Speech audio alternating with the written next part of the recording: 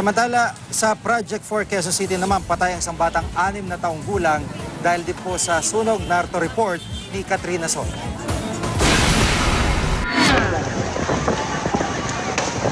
Naglalagablab na apoy na sinamahan pa ng itim na usok ang sumiklab sa Barangay Tagumpay, Project 4 sa Quezon City.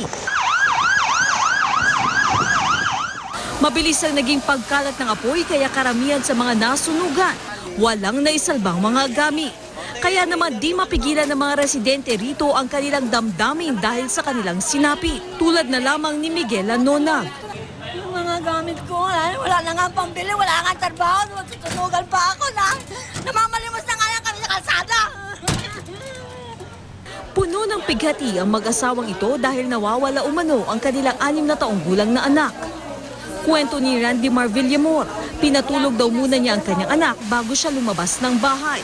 Ngunit pagbalik na, naglalagablab na apoy na ang sumalubong sa kanya. May binili lang ako sa labas. Pagbalik ko po, ang lakas na ng apoy, hindi ko na nahanap.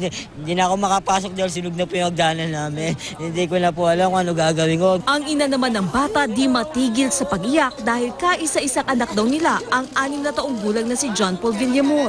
Umuwi daw muna ako saglit. Ayoko sabihin kung bakit. Tapos sabi niya nasusunog daw nga yung bahay. Mamaya naiwan daw po yung anak ko doon. Hindi siya.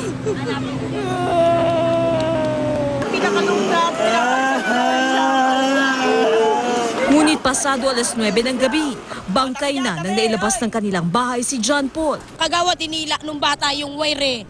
Kaya pag-ila po nung wire, hindi ko naman po alam na ganun kalaki na kagad yung sunog. Ayon sa inisyal na investigasyon ng BFP, Doon sa origin ng fire, doon nagsimula yung yung sunog yung doon sa may nawawalang bata.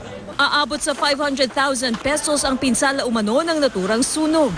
Apektado rito ang mahigit 30 pamilya o 100 residente sa lugar.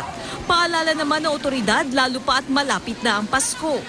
Kung ang aalis tayo ng bahay, kailangan i-sure natin na walang nakasindi ang mga appliances or ating mga kandila. Katrina Son, GMA News.